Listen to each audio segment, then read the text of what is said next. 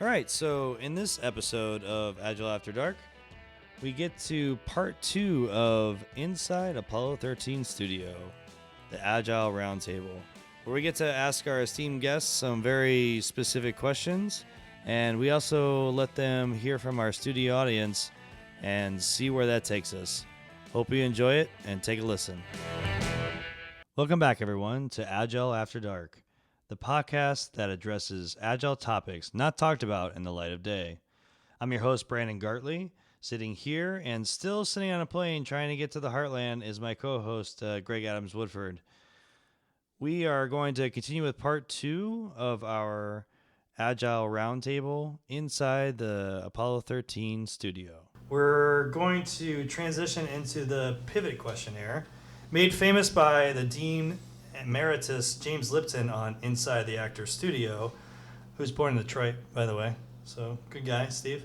A Michigan person? Yeah, he's a Michigan person. But it was actually originally aired, it's used on air by Bernard Pivot on the French show Bouillon de Cocheur. Pivot? Pivot. Pivot. Pivot, yes. Don't even try, Steve. Very, very French. All right, so what I'm going to do is I have a list of 10 questions. All right. Oh. And for each question, I'm going to pose it, and then we'll start with Shiloh, and then Steve goes, and then the next one, you'll go first, Steve, and then Shiloh. All right, you guys ready? It's exciting stuff. Is there a time limit to the answers? Not at all, Oh. because I can edit. Okay. All right? You talk too much, Steve. We'll edit it out. Kind of along those lines. First question is, start with you, Shiloh. What is your favorite word? Pick one. Yeah? Patience. I love it. As a mother of two, and also having a spouse that travels for work, I'm sure patience up there, but also professionally as well, right? Professionally as well. Yeah. Everybody is on their own journey. You need Yeah. patience. Yeah. Excellent. How about you, Steve? What is your favorite word? Favorite word? Teaming, I'm going to say tonight. Teaming. Teaming, yes. You have to explain that a little further for us. Just the notion of collaborating, working together with other people to achieve a common goal. The common goal, back to the vision, right? We need to have the vision for the common goal, which, I feel like I'm providing the vision here pretty well without God, so we need to kind of keep that in you mind. think so? Yeah, Greg? Not as funny. Greg, what do you think? Yeah. Greg, we're going to edit in I Greg. miss Greg. Yeah, God, what do you think? Edit in? Hey, you just showed up. You don't ask any questions. You just perform. We're not going to pay attention to that. All right. Well, that's normal. We Yeah. normally ignore God. So then we go to the antithesis of the first question. Antithesis. So I'll pose it to you, Steve, first this time. What is your least favorite word? Me. Me. Me. Me. It's all about me. Me. Right? Yeah. It's kind of, as a coach, I can understand that being a tough one to get around. But as a coach, we also have to be self-aware of that, correct, right? We do. And I still need to grow and learn in that area. But yes, it is something that as coaches, we need to be aware of how much are we inserting ourselves into the situation and how much are we really being servants to the system that we're trying to coach and to help. Right? Turn the me into we. Yes. We. We. From Pivot. What about you, Shiloh? What is your least favorite word? Least favorite word. So many. So many. Yeah. Steve. So that's right. So Shiloh has a list of people that she doesn't want to work with. She probably has a long list of words that she doesn't want to deal with either.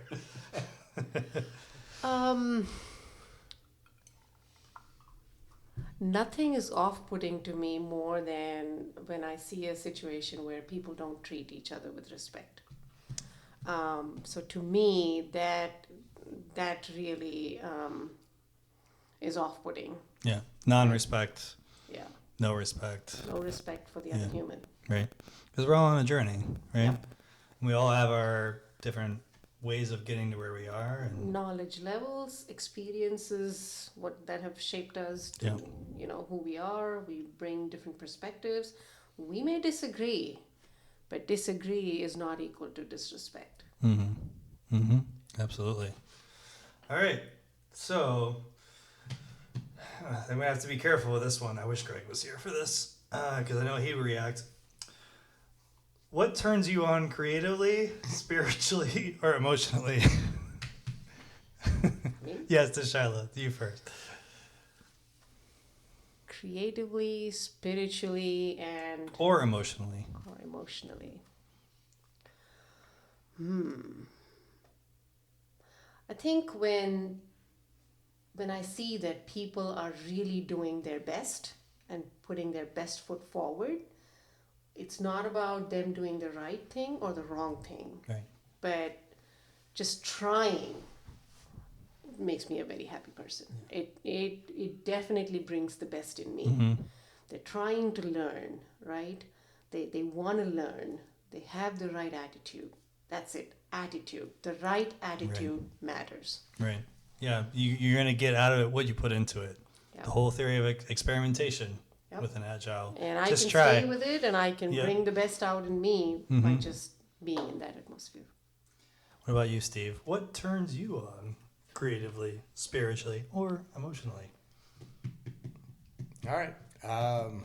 Besides Terrell Pryor. Not so much Terrell, but it would be Jesus. You know, he is the ultimate in the person who was a servant leader, someone who served, came to sacrifice. So that is, you know, the touchstone for me, and the ultimate, you know, in, you know, the true north of what being a servant is, and what sacrificing for the greater good is. And that, as we've talked about earlier in this podcast, that self-reflection, being less about the me, Yes. being more about the we. Yeah. Wow, that was a lot more serious than I thought it was going to be. So, but I appreciate that. I really do, because, you know, I think having models of Right. people and an understanding of spiritually what really can I connect to and understand is important to kind of have that as both coaches, but also as participants of the things that the teams that we're coaching. Right? Exactly. Having a framework outside of a technology space, understanding what does being a servant really mean, what does what does sacrificial love really mean, what does caring about someone else really mean, with a context outside of, you know, the office space that we frequently work in, and saying this is the ultimate, this is the touchstone that we need to be looking to. Right. So to build on that, what turns you off, Steve? Turns me off. Beelzebub. Yes, but turns me off. It would be still that selfishness, that, you know, that me focus. What can promote me? A close second is those who are judgmental. Yeah. You know, the judgmentalism of that, you know, hey, you're not doing it right. You're doing that wrong, whatever it is. Hey, let me critique both of those. So the me focus, the selfish focus, and that judgmental focus, which I view as an outworking of that me focus. Right. You know, both of those are huge turnoffs for me. Yeah. The channel, Greg, at Crumpism, you know, better to be consistent than right. Right? Yep. You know, and I think, you know, I think we have to have further conversation with him about that, because it's so ingrained in us as coaches of that's like what's expected of us, is to come to whatever team, program, leadership, whatever, and say, what's right? What's right? Well, you know, Right. well, it's not about, because that's what feeds into that sort of the me, it's about me, right? Versus, no, it's about the vision and the understanding and the compassion, Right. right? For other individuals, their cultural background, their, you know, other various backgrounds, and how do we all work together? Right, to you, Shiloh, what turns you off? What turns me off as a professional? Yeah, start with that. It's a difficult question. I think the trade that we're in, I have had the joy of working with many mentors through my professional career. I still work with a mentor. And, he's an agile coach as well practiced, well traveled, and so on and so forth. And when we have some conversations, I remember distinctly one of the conversations was about, hey, we rarely coach, all we do is mentor.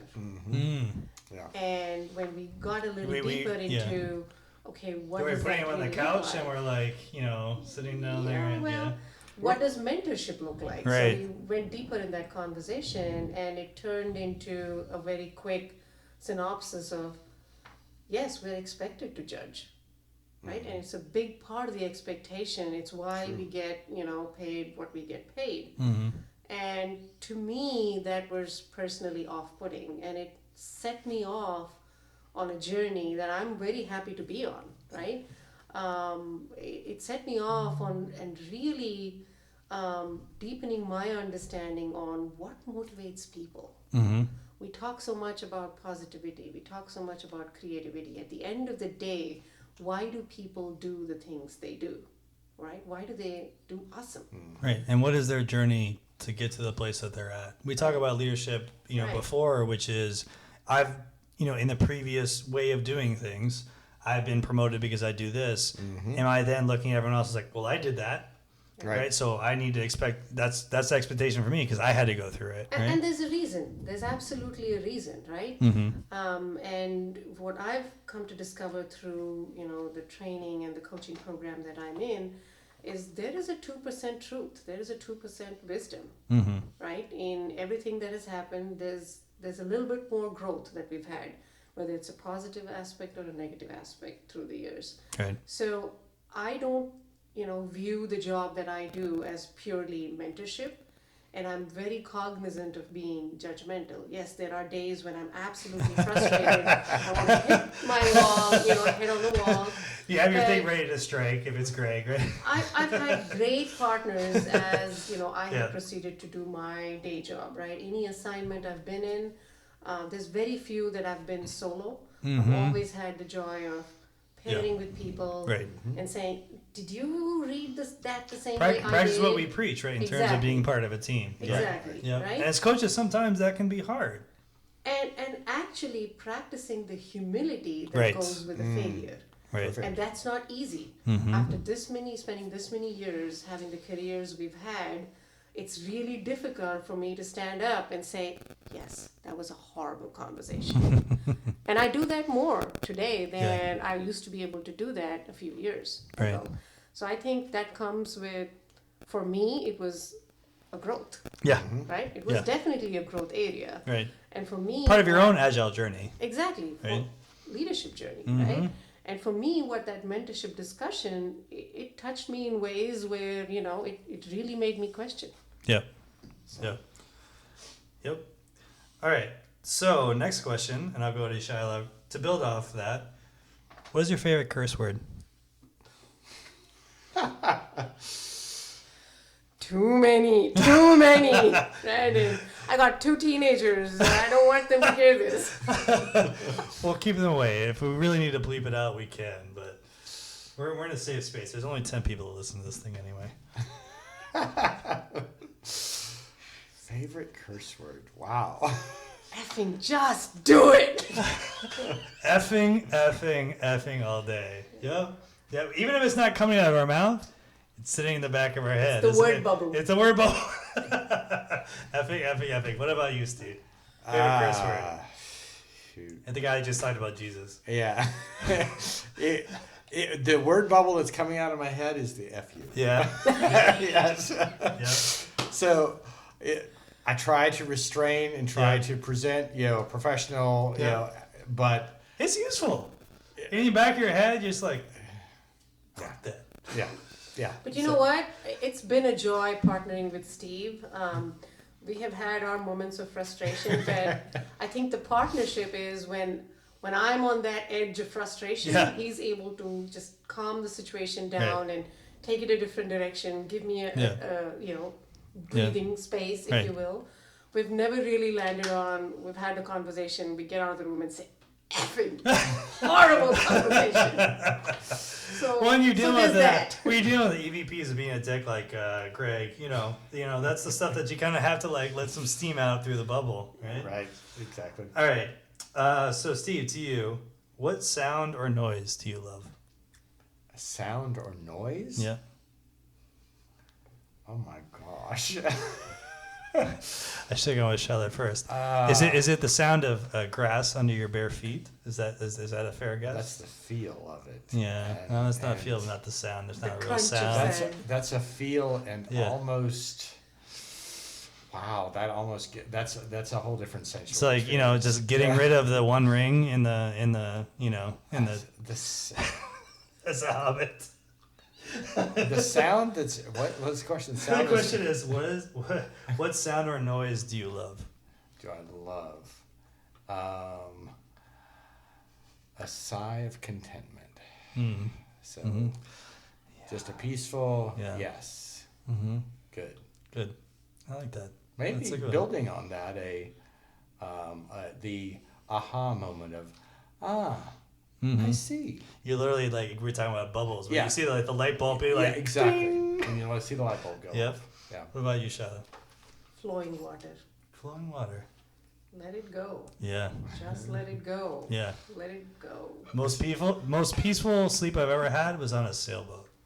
When you're in like the little part like where the water, you can like it's small enough sailboat where you can hear the water going against it. Yeah, really for is. me, it's the whole. What was the martial artist? Bruce Lee. Mm. Let the water go. It'll take its shape, right? It'll bend. It'll go around, and you just need to let it go. All right. So back to you, Charlotte. What sound or noise do you hate?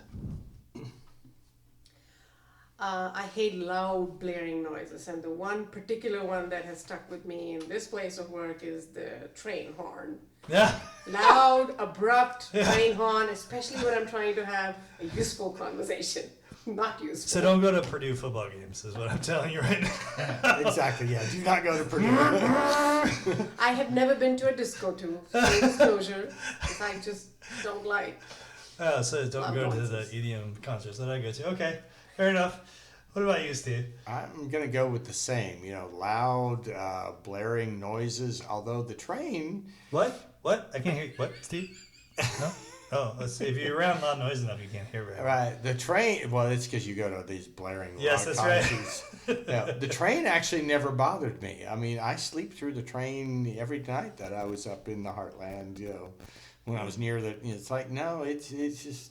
I grew up by a train station, by the way. And so Oh, you didn't learn wow. to sleep through it. I sleep through it. I still don't like it. So when So people you are don't like, like we're train. putting together a train, you're like, I do not want to hear about another train. Train. We're on trains all Oh, the the irony! time.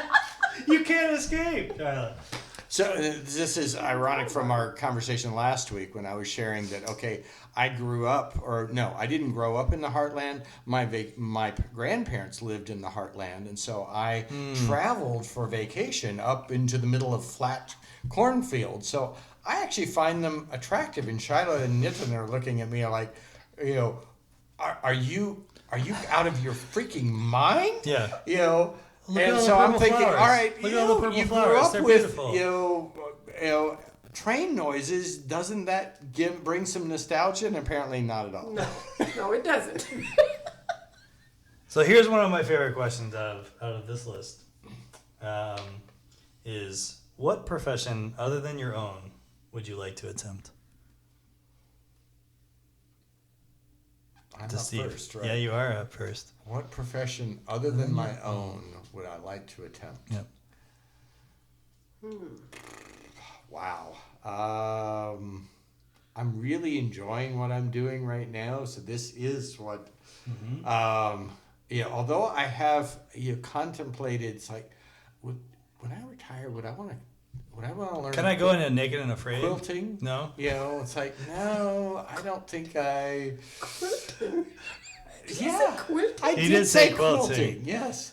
Yeah, there's a peacefulness. Steve has like a weird old soul, like Hobbit slash. I don't know you. I don't know. I just don't know. I really like. I actually would have played. The studio audience loves this Yeah, idea. studio audience is like giving like thumbs up here right now. Right. But I actually would have thought it'd been like some survivalist sort of. Oh show. no, that was my older brother. He was a wacko for that. Oh, okay. No. Cool thing. And the peacefulness of it? Or, It's the peacefulness of it. But also that you're creating something? My wife and I were flipping houses for a while. Yeah. There's some peacefulness to that when you working don't, with your hands. when you don't have a project manager breathing down your back. When you do, it's a pain in the ass. Yeah. But when you don't and just working something with your hands, Right. so that's the word. So working something So the craftsmanship. So I hadn't, but it's the craftsmanship of that, which I enjoyed about being a developer as well. Right. And I enjoy as a coach allowing people to experience their best, that craftsmanship. Yeah. So I would enjoy doing that myself. Yeah. Okay. What about you, Shiloh? What profession other than your own would you like to attempt? So, like Steve, I love the job I do. I have a great passion for working with people. Mm-hmm. And, even after I retire, I don't think I could live in solitude. Right? Yeah. I get my energy from being around people. That Fellow said, I extrovert. am a mad scientist in the kitchen. So yeah, maybe I'll go into catering or cooking and donating the food at a temple or whatever. Yeah. Or, So a different type of craftsmanship. Right. Service in the temple maybe. There's an interesting tie there because I think other answers I've seen to this, which is, I would like to go off and be kind of like on my own island and doing my own thing and not being around people. That's right. See, Sean and I have talked about this. I could do that and do that. I could build my own house and quilt my own blankets. There you go. That's right, and that's fair. I could, that's fair because I don't need to be around other people. I would say, out of the profession, we're dealing with people every day, and Sean and I were near a wall, and she kind of earlier was like, I feel like I'm doing this, hitting my head against the wall based on the conversations and stuff, but I think, there is something to this profession that we're in, which is when we see the slight, even if it's just like the slight, like chipping away the slightest thing, and we see the next step, and when someone's like, as you said, Steve, like the light bulb goes off on someone's head, whether it's quilting for ourselves to, be like, this is the mechanical piece of it, the engineering side of it, or it's the cooking thing and I'm doing it, but then everyone's like, wow, I get that. It's fascinating to me. All right, only 2 more questions left, and they're good ones. So here we go. So I think I'm on Shyla. What profession would you not like to do? There's a lot of yin and yang. Yes, not. So we just went through chef, coaching, you love what you do. What would you, it's an introverted thing that you wouldn't like to do? Having lived around them my entire life, professionally and personally, that doesn't bother me as much. There was a time in my past life where I spent 6 months not being able to sleep very well, and I hated my job every single day. I had to tear down what I built, with a lot of love and pain, if you will. And that company was going through a, spin-off. It was just how it was. Right. So yeah, there is an aspect of that destroying, right? The word destroying comes to mind that I just don't enjoy. So I don't think, when I look back at that aspect of the career, the word director really has a bad taste in my mouth for those reasons, right? I wish it was not called director. I wish it was called something else, visionary, leader. I don't care, but the whole word, the notion of you're a director Enabler. and hence you must direct, just bothers me to no end. To this day, when people call me and say, hey, can you come help and can this, that, the other, No, I am not. No, no. That's not what I want You to got the do. LinkedIn thing. You're like, yeah, don't talk to me about that. No, yeah, so not that. Not that. Okay. What about you, Steve? Well, the first job, tearing down. I mean, I was thought that's actually a creative part of doing house renovations. But that's a different type of tearing down. So Right. when you asked the question, the first thing that jumped to my mind was garbage collector. I certainly don't want to be a garbage collector. You know, that's funny though, because I told My son one wanted of my to be first there for the longest podcasts, time. I did the whole thing about janitors. Remember this? That whole study about the janitors that I were do, empowered. yeah, in the And hospital. they said, and yeah. they're like, I would never want to do that job, but they said we're going to do it our way Yeah. because we're part of a larger. So They saw with themselves as garbage part of the collect- team. Yeah, they're part Yeah. of with the garbage collectors. Maybe they're feeling like, and you've seen the videos where the kids like come out on the side of the street, like, okay, we have our garbage. Right. And they come out and they're like, yeah. My and they're son, like, for the longest time, Well- wanted to be a garbage collector. Yeah. That's all he wanted to do. yeah. I'm not trying to negate what No, you're saying. yeah. Now I'm but- thinking about the guys who come and pick up the garbage cans in our street. And Yes. but you're right about like in elementary school, some of the people that the kids have the best bonding with in a good school system are the janitors. Right. They have the time to interact with the kids and Right. But my next thought went to something that unfortunately I have the skills for, as I have a master's certification in project management. Another thing to shatter Shyla's view of me is I would hate to be a classic project manager. It would kill my soul. Yes. It killed my Amen, soul. brother. Yes. It absolutely killed my soul, It and I was does. ready to completely do, and not to steal what you were saying, but I was ready to change my entire profession. Right. You'd prefer to do garbage collection. I than would that. absolutely. I was like, "Hey, little kid on the corner, you got garbage." I will take that versus going to a developer every other day and saying, "Hey, on my Gantt chart, it says you're supposed to have this done tomorrow. Are you done yet? Are you done yet? Are you done yet? Are you done yet?" It sucks the life out of you. It And your really- whole, it's not just you, but it Yeah. sucks the life out of everyone that you're interacting with. And you can't do it. It's That's all this. destruction. It's It this. is. It is That all is this stuff personal that destruction. and that's where it's kind of interesting when we're talking about doing agile versus being agile, right? Which is what's the replacement for project management of, hey, have you gotten this thing done on a Gantt chart that's due tomorrow versus, oh, we're walking the board. You said this is going to get done in the sprint. Is it done? Versus, hey, I'm seeing a pattern, and let's you're kind of we haven't seen much movement. You in the stand-ups or whatever. You kind of said that you're struggling with stuff. Let's figure it out together. Versus, well, my Gantt chart says this. Oh, well, Fred over here says I'm not done with it. Well, you and Fred You need to figure said- that out. You said 4 months ago that you'd be done by Yeah, now. right. What's the problem? But that's You have an accountability issue. yeah. Well, I think I need that, to direct you. Yeah. Well, I think that Christy and others that have been on the show, we kind of talked about where we naturally just kind of honestly stumbled into Agile, right? Which was we hate being that person. So let's There's get a better you way. and these three people you're dependent on in a room every day and talk about what's going on, Right. right? And that was before Agile was Agile, and Greg with his note cards and no stickies because he's that old. All right, so last question. I'm on you, I think, Steve, Yep, first for I'm this. up. Which I plead given the you one fifth. of your answers is somewhat fitting. Excuse me. If heaven exists, what would you like to hear God say when you arrive at the pearly gates?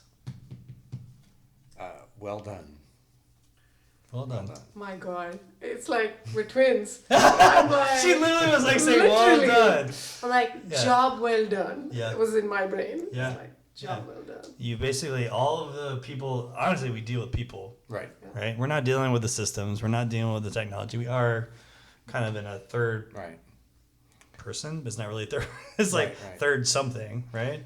But we're literally dealing with people every day. Right. And Right. so, and if there's a heaven, and God exists, then when he says well done, it's going to be around people. Not about organizations, because they'll have all expired. It's not going to be about structures or systems or the work itself, because it doesn't matter. It's going to be around people. Did you help people? Were you constructive? Did you build up people in your time here? And so that would be the best. Yeah. Anything to add to that, Cheryl? So it's an interesting conversation I had with my dad. My dad is a professor of genetics, right? And I will say an atheist, right? Yeah, my father too. He's a scientist. Yeah. He does not believe in God. And he believes in science, and that's okay. And my mom on the other side is a very orthodox, Very same here. Hindu woman. This is So why we have these it's conversations. interesting how I grew up in that household. And I was talking to my dad about this profession of coaching and what he does and how it's different from, therapy. How is therapy different from coaching? One is talking about, taking that client and getting them into the future, where one is focused on the past and the history and why it is the way it is and trying to heal from there. But both of them, the thing that is common in both of them is the healing power, right? And the ability to have that person actually achieve their own agenda, right? Unlocking that potential that the actual human being has for them to go achieve their goal. Right. It's not about them achieving your goal as a coach. It's about them achieving their goal, for them to be able to see it and actually grow to that, right? I think that is the ultimate reward. When you take the equation of money off the table for a coach, that is the ultimate reward, and that's really what drives me on a day-to-day basis. And I like the phrase of unlocking, Yeah. right? Because it's there. I think as us as generally human beings, right, that sort of... We all have blind spots. I mean, no shame, right? Yeah. There's always blind spots, and for somebody else... Yeah, I mean, you're sitting on an Ohio State, pad on your chair, and that's a blind spot for me, but, Yes. Hey, but it's helpful, right? It's comfortable, right? Yeah. There you go. You're more comfortable, and that's what matters to me, Shallow. There you go. That's all that matters. It's gracious of you. All right, we're going to take one more quick break, and then we're actually going to take some questions from our Agile After Dark studio audience. Woo-hoo! So very excited about that. And we will be right back. So send your questions or feedback to feedback@agileafterdark.com. And check out our previous podcasts at agileafterdark.com.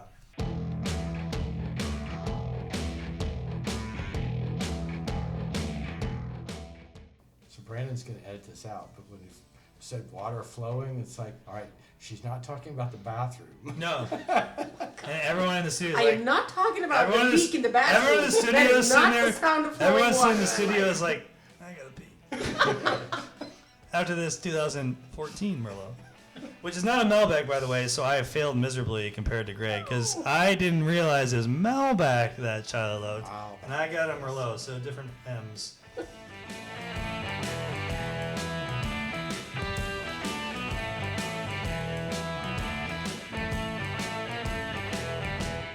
All right, so we are back, and no sign of Ga coming in from his flight from God knows where to the heartland. But I think we've done pretty well without him. Did you text the slacker? I did, and he never ignored it responded. as Which is As kind of- usual. as Greg is one to do. Charlotte, it's not. I'm not the only one? No, Is that what no, I'm saying? no, this- okay. right. Good. not Makes just- me feel good. yeah. As he says, it's good to be more consistent than right. Okay. So the consistent Some- non-response. Someday he and I are going to have a debate because one of the mottos that I leverage is consistency is overrated. Because I run into a lot of organizations that do things for the sake of consistency. Now I get Greg's point, and it's a valid point. Yeah, well, it's a Crumpism, so he's a little, Right. it's like, now Steve, why have that dumb look on his Yeah, I face? know. Yeah, and I do have a dumb look. I do. I specialize in that.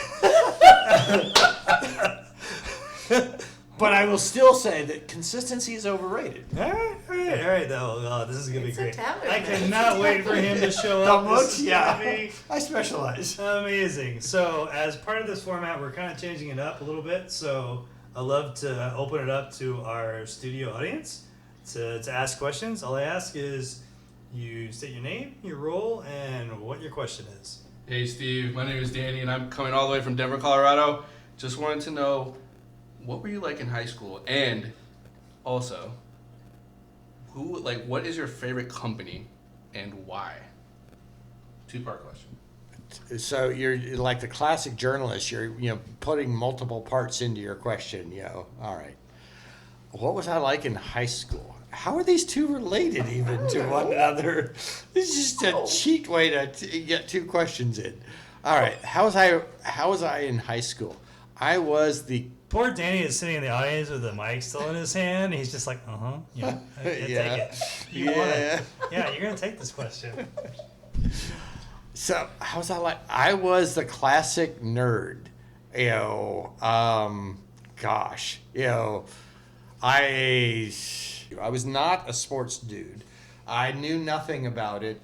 My only interaction with our high school football was that I played band in the high school for the high school, and I only played the 1 year because after that, the band instructor made it clear that music is not your talent, Steve.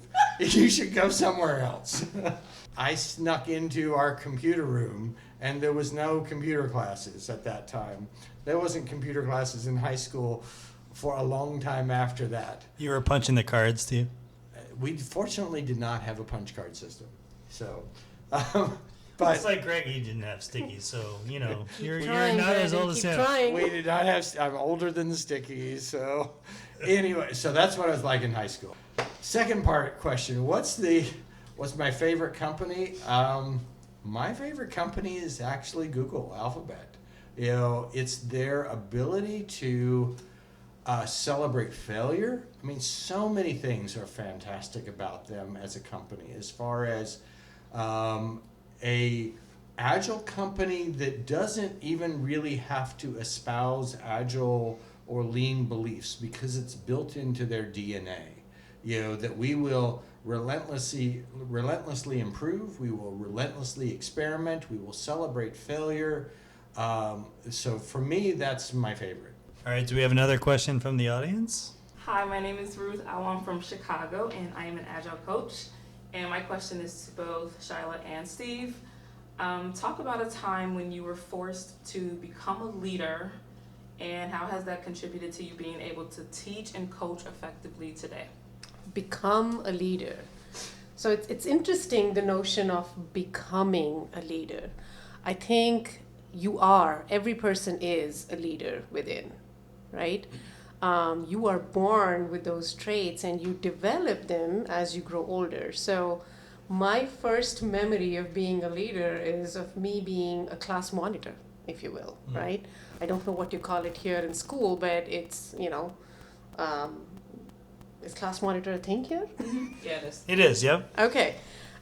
So at a very young age, even in kindergarten, I used to lead people to the playground. I used to lead people to the cafeteria. Is this in a kindergarten, command and control right? thing? No, it's about, helping people see and helping people find their way and, keeping the line moving, if you will.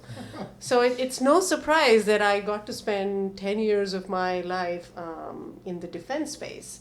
And I got to see what leadership truly is from close quarters, right? It is not about command and control.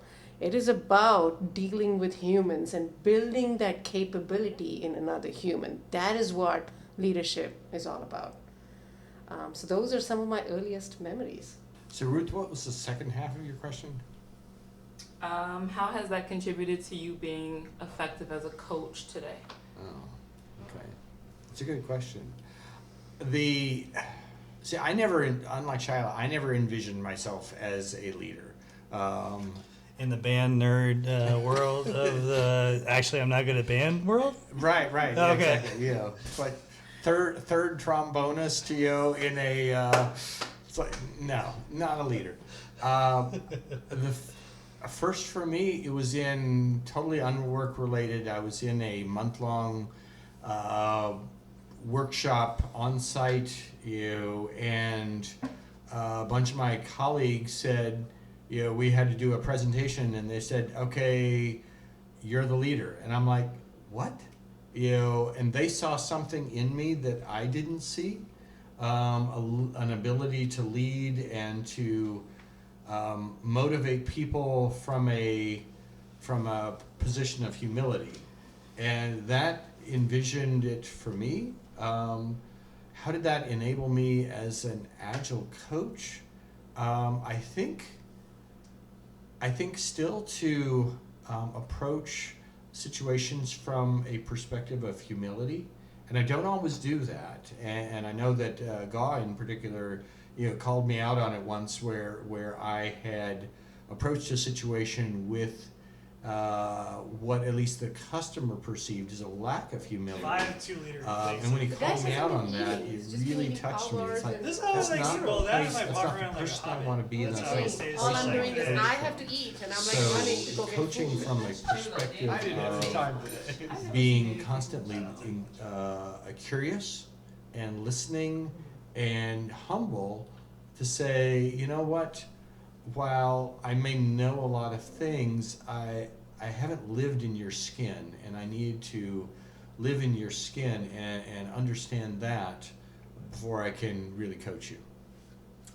Perspective taking. So to answer that question, second part of that question, Ruth, what it has built in me, the perspective taking ability, right? The ability to, like Steve says, walk a mile in somebody else's shoes to really understand what are the obstacles, where is leadership really required. And I think being able to display a sense of vulnerability as opposed to humility, right? To show that vulnerability as a leader also, I think, is a huge positive trait. And that has helped me in my coaching journey to say, I don't know it all, so let's figure it out together. Let's co-create. And it's taught me a lot. It's helped me grow. Hey, Agile After Dark. This is Danny coming from Denver. I'm an Agile coach. This question goes out to Shyla. This is more of a two-part question for you, Shyla. So, first part is, okay, so you hear a lot of coaches, they'll talk about in order to make a successful Agile transformation, you got to start from the team up. You have to build a team, and then from there they'll organically kind of spread throughout the organization, and their value will start to show just over time, right? Do you see that as the more optimal solution, or do you kind of take the stance that you have to start with the leadership and kind of go top down? Second part of this question. Oh God, we have one of these. What is the craziest thing that happened to you in New York City? Ooh, wow. Okay, I'll start with the second question because it's fresh on mind. All right. The craziest thing that happened to me in New York, there's a bunch of crazy things, but there was one time I was working and it was Halloween. Halloween is not a national holiday, by the way, kids. And it was a late nighter. We were pulling a late nighter. It was close to midnight, catching the last train out of New York City. I got hit with a beer bottle. Oh. Yeah. And I kept walking. I was brave. I kept walking. I did not stop, did not cry, did not get shaken up. I did go to my house and then cried. But that was the craziest thing. And I went back to work the next day. Now that's crazy. Note to self, don't mess with Shyla. Did you stay late the next day till midnight? Matter of fact, I stayed over and went the next morning after that. We were going through a deployment. Yeah, it didn't stop me. So let's go to the first part of the question. What is the successful pattern of an agile transformation? If I had to bottom line that question. Did I get that right, Danny? And you're going to hate this answer. It's going to feel like the typical consultant answer, which is to say it depends.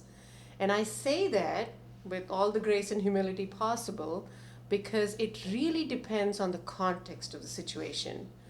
There are some organizations within which, a grassroots can take, a great form, a form of its own, and can succeed. And I am evidence to that, right? There's also organizations wherein it can get stifling if it doesn't have executive support. And we talked about that at the beginning of the show. So what is the one recipe to success? I don't believe there's one that exists. And for that reason, I really don't like playbooks in this area. I despise playbooks, actually. It's the work we do with humans. And humans, by nature, are unpredictable. So there's no one way to solve the problem.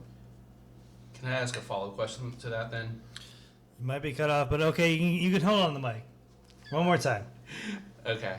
So let's just say you're going into a fresh organization, brand new client. Where would you prefer to start? prefer to start. Where, as in, Like, would you want to start with the leadership and kind of go top down, or would you want to start with the teams and kind of go bottom up? it's an interesting question. I don't think I've ever been presented a choice as to where do you want to start. But the very first thing I do when I get into an organization and I'm faced with this is I shut up and observe. I ask plenty of questions, and we talked about being non-judgmental. Don't try to bring in your bias as a coach. Just observe. Observe where the action is. Observe where the change is wanting to happen, because that's really where they're most open to coaching. Coaching is a pull activity. It is not a push activity, right? So wherever the demand goes, when the student is ready, the teacher will show, as my mentor keeps reminding me. So I'm going to build on that a little bit, because I have also never been given that opportunity, but I did early on in my career I got to observe someone who's well known in the industry, and he was of the viewpoint, or he was set the stage with our company that, hey, the entrance criteria is I want to spend a week with your executive. And if I could spend a week with an executive, both shadowing them, observing them, and being a Jiminy Cricket, in essence, instilling in them lean, agile thinking, that's where I would definitely by far choose to start. Given a choice, yay, brother, let's do it. Yeah, I've never had that choice, but in my dream world, yeah, that would be my choice. Okay, so I have a second question to both Shyla and Steve once again. And my question would be, in analyzing or looking at an organization from both the team level and the leadership level, what is something, or what's a trait, a concept, a practice, a learned behavior that you would say a team or leadership must disengage from in order to be successful? Okay, so this goes back to the what puts you off, Shyla, category, right? And when I go What to are the bad words? Yeah, well, no. She's got a list. I've got a list, yeah. But when I see an organization that is in the I know it all category and is demonstrating a repeated pattern of that, I've seen it all, I know it all, there's no more room for growth, then that's the organization I want to run away from, because there is no potential for growth. And true change requires growth. Yeah, and so there's that part of that, the whole concept of the agile industrial complex, where I'm saying as a company, we're doing agile, we're good, and so I just need a little tweaks here and there, or I'm not good for your job. yeah, I'm sorry. I just can't do that job. I'm actually going to fully agree with Shyla, on that one. That an organization that is demonstrating an unwillingness to learn, and that's where in the Brandon, what you mentioned and what Martin mentioned about the agile industrial complex, we build on those. We just take their money rather than saying, we're not interested. Yeah. We're going to fire you as a client. And the sad thing is, no matter those companies, they will find 3 or 4 companies that will 3 or 4 consultings that will fire them, but they'll find someone who will still fill that gap. yeah, And that's the sad thing, is that as a industry, and we have become an industry, that there will be someone who will step in and say, sure, I'll do that for you, when it's just, propagating bad behavior. yeah, as a lip service, and I agree that kind of, I don't want to end on a sad note, so I'll talk about kind of what we've been talking about as a summary today, but I do think in terms of that concept of the industrial complex, the good side of it is we're not really having to do that high jump anymore to get into here is the agile stuff. We're doing the hurdle. Right? It's not as much of a gap that we have to get past, but now it's as a hurdle is a hurdle. Like I'm able to get over these things, and the clients and the companies are saying, okay, we've gotten past the high jump. Now I don't have any hurdles left. I'm sprinting. Yeah. No pun intended. Right. But I mean, in truth, that is kind of where they're at.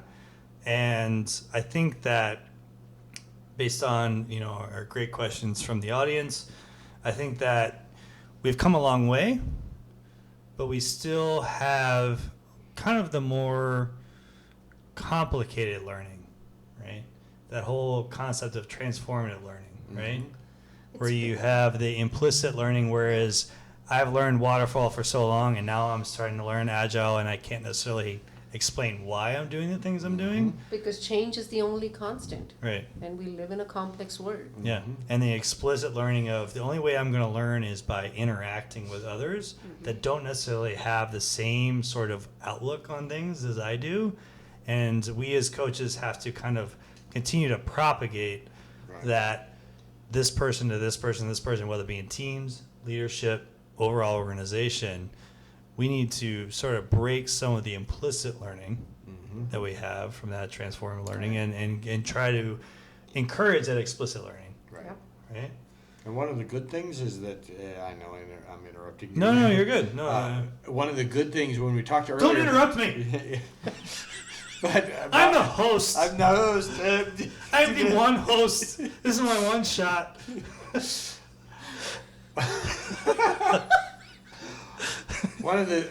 Earlier on we talked about leadership, and leadership can sometimes miss the boat as far as understanding what real transfer and adopting that. But the good thing that we're getting into a phase where now some of the people who have grown up in these agile teams are now getting into a level of leadership and moving up those ranks. And that's what's encouraging to me, is that if you get someone who's had that agile mindset infused in them, and the notion of I'm constantly learning, I'm constantly experimenting, that's what's going to help our old established companies become very similar to the Googles of the world, to adopt that lean, agile thinking at a leadership level. And I'm encouraged by that as they move up into those levels of leadership. Sir, you're encouraged by the millennials moving up? I don't know about this. Wow. I did say that, didn't I? You kind of did just say that. I did say that. And there are certain people, including this audience, that I believe in. They ask good questions. Although they be like 2, 3, 4-part questions, but I think that you're absolutely right, Steve. I think part of it is that when we talk about, and when we talked with Shyla in our previous podcast about transformation, you had said, Shyla, I think very eloquently, the mind and the hands can do one thing, but if you don't change the heart, can we really change how we're doing anything? And I think that's true for any generation, whether it's been people that have gotten to the point that we're a leadership and they have to really look at their true heart and why they do the things they do, versus, well, for my mindset, I did this, so everyone else needs to do it. So yeah, I think it's a concept I call fat brains, and there's a lot of research around this, right? Yes, absolutely.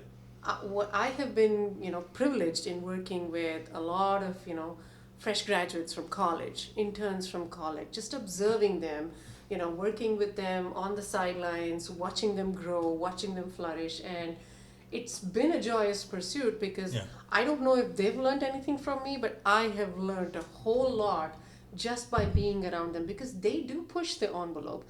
They challenge me to bring my A game to work every day. And that's what I love, right? The inattention to attention. Yeah. Right? Pretty I cool. mean, literally. They're being scattered all over the place, but that's almost good because they're not so ingrained in their ways. Yeah. Right? Yeah. So I want to finish up saying, we'd like to thank Shyla and Steve for joining us inside the Agile After Dark Apollo 13 studio. I want to kind of sum up. As Lao Tzu once said, there are many paths to enlightenment. Be sure to take one with a heart. Nice. Good. So there is a list of heart and passion expressed with our guests, and I hope you have enjoyed this special edition of Agile After Dark. So good night and good luck to all of you.